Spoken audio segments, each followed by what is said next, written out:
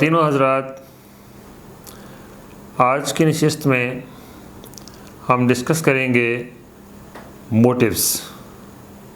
Motives of international actors. Motives matter, यानी मुहर्रकात अहम हैं। आसान लफ्ज़ों में रियलिस्ट थ्योरी में रियासतों के मुहर्रकात और अगराज़ व मकासद यानी मोटिव्स अहमियत के हामिल हैं। सवाल ये है कि स्ट्रक्चरल रियलिज़म पर भरोसा करके हम बैनुल-अक़वामी तल्लुकात की किस हद तक वज़ाहत कर सकते हैं। कहने का मतलब ये है कि सिर्फ अनार्की और डिस्ट्रीब्यूशन ऑफ कैपेबिलिटीज़ पर भरोसा करके आखिर किस हद तक बात बन सकती है। स्कॉट बर्चल का कहना है कि कोई ख़ास बात नहीं बन सकती। सिर्फ अनार्की और सलाहियतों पर तकिया करके बात ज़्यादा दूर तक नहीं जा सकती। रियासतों के मकासद को मद्देनज़र रखना भी ज़रूरी है। प्रिजनर्स डायलेमा और सिक्योरिटी डायलेमा इस बात की तरफ इशारा करते हैं कि रियासतों के मकासद बैनुल-अक़वामी तल्लुकात में मरकज़ी अहमियत के हामिल हैं। एब्स्ट्रैक्टिंग फ्राम और अस्यूमिंग मोटिव्स, रियासतों के मकासद के हवाले से मफरूज़े कायम करना और नज़रियात अख़ज़ करना। अब हम इस पर बात करते हैं। वाल्ट्स का दावा है कि सलाहियतों के सिवा रियासतों की हर ख़ुसूसियत से थ्योरी के लिए नताइज अख़ज़ किए जा सकते हैं। जब वो बैनुल-अक़वामी निज़ाम की इकाइयों की बात करता है तो उससे यही पता चलता है। दरअसल वाल्ट्स की थ्योरी रियासतों के मतलब कुछ मफरूज़ों पर मबनी है और वाल्ट्स इस बात को तस्लीम भी करता है। वाल्ट्स की स्ट्रक्चरल रियलिज़म की थ्योरी रियासतों की उन मोटिवेशंस पर मबनी है जिन्हें वो फ़र्ज़ कर लेता है, लेकिन रियासतों की तमाम ख़ुसूसियात को मद्देनज़र रख कर थ्योरी पेश करना और रियासतों की चंद फ़र्ज़ की हुई ख़ुसूसियात को मद्देनज़र रख कर थ्योरी पेश करने में बड़ा फ़र्क है। और रियलिज़म की थ्योरी के ये मफरूज़ात इस थ्योरी को एक ख़ास जहत दे देते हैं। सिर्फ अनार्की ही हॉब्स की बयान करदा war of all against all को पैदा नहीं करती, बल्कि अनार्की के माहौल में पैदा होने वाली जंग के पीछे वो मोटिव्स भी कार फरमा होते हैं जिनको हॉब्स मुकाबलेबाजी, बेएतमादी और नामवरी का नाम देता है, यानी competition, diffidence and glory. Homer जिन सूरमाओं की बात करता है, हीरोज़ की, वो कारहाय नुमायाँ के ज़रिए नामवरी पाने की कोशिश करते हैं, ग्लोरी हासिल करने की कोशिश करते हैं। और नामवरी पाने की ख्वाहिश भी एक मोटिव है। होमर 8वीं या 9वीं सदी क़ब्ल मसीह का एक मशहूर शायर था। ख्याल किया जाता है कि वो इलियड और ओडिसी जैसी शोहरा आफाक नज़मों का मुसन्निफ़ है। हॉब्स, थॉमस हॉब्स, जिन अनापरस्तों की यानी ईगोइस्ट्स की बात करता है, उनकी अनापरस्ती के पीछे भी एक मोटिव है और वो है तशद्दुद के नतीजे में वाक़े होने वाली मौत का खौफ, यानी ऐसी मौत से बचना भी एक मोटिव है।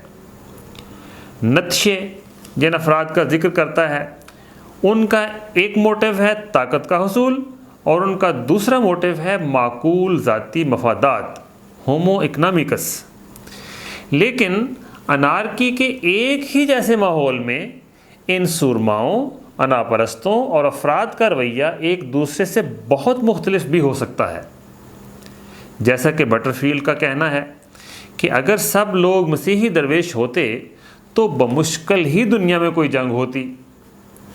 इन दरवेशों का आपस में तर्क ज़ात यानी अपने आप की नफ़ी के अलावा शायद ही कोई मुकाबला होता है। वाल्ट्स भी इस बात का एतराफ़ करता है, अगरचे वो बार बार इसके बरक्स दावा भी करता है।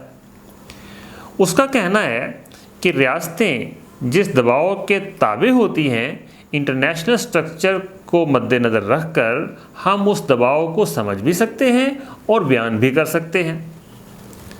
लेकिन अगर हम रियासतों के अंदरूनी रुझानात को नहीं जानते तो फिर इस बात की पेशगोई नहीं कर सकते कि उस बैनुल-अक़वामी दबाव के हवाले से उनका रद्द-ए-अमल क्या होगा। अगर रियासतों की बाकी खसूसियात को मद्देनज़र रखा जाए लेकिन उनकी कैपेबिलिटीज़ को मद्देनज़र न रखा जाए तो इसके नतीजे में कायम होने वाली थ्योरी के अंदर इतनी ताकत नहीं होगी कि वो बैनुल-अक़वामी ताल्लुकात की वजाहत कर सके या उनके हवाले से पेशगोई कर सके।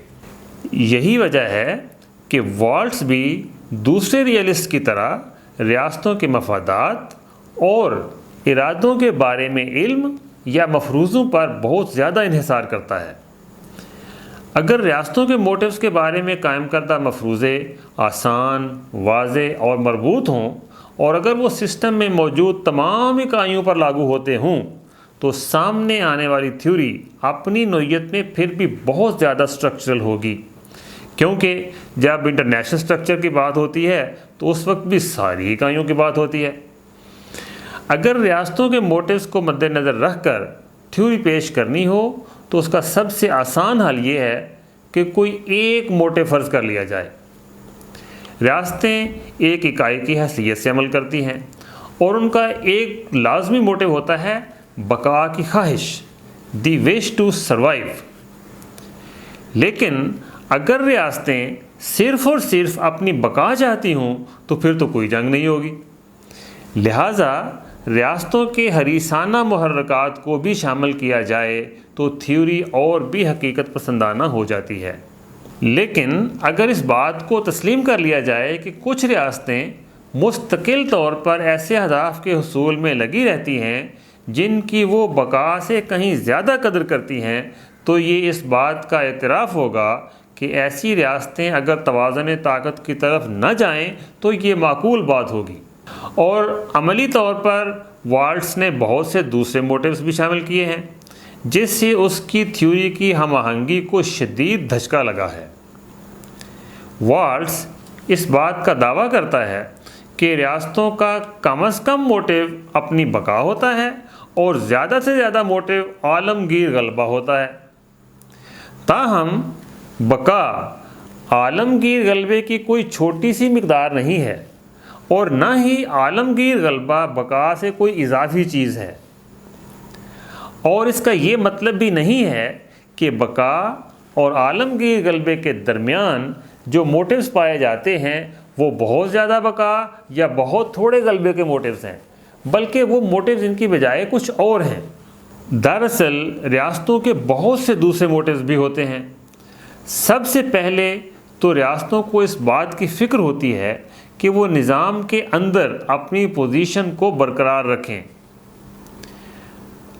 लेकिन दूसरी रियासतों के मुकाबले में अपनी पोजीशन को बरकरार रखने का मतलब ना ही बका है और ना ही गलबा।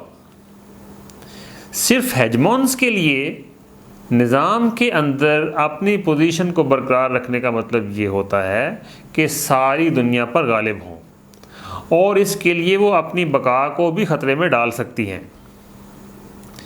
मेर्ज़हाइमर का ख्याल है कि अगर रियासतें दूसरी रियासतों से आगे निकलने और उनके मुकाबले में ऊंची पोजीशन हासिल करने की कोशिश करें तो बका के लिए ख़तरा और भी बढ़ सकता है। वाल्ट्स ये भी कहता है कि इसके अलावा भी रियासतों के मोटिव्स होते हैं जिनमें दौलत का हुसूल भी है।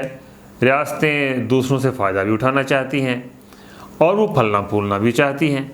पुरअमन बकाए बाहमी भी उनका एक मोटिव है और रियासतें अमन और खुशहाली भी चाहती हैं।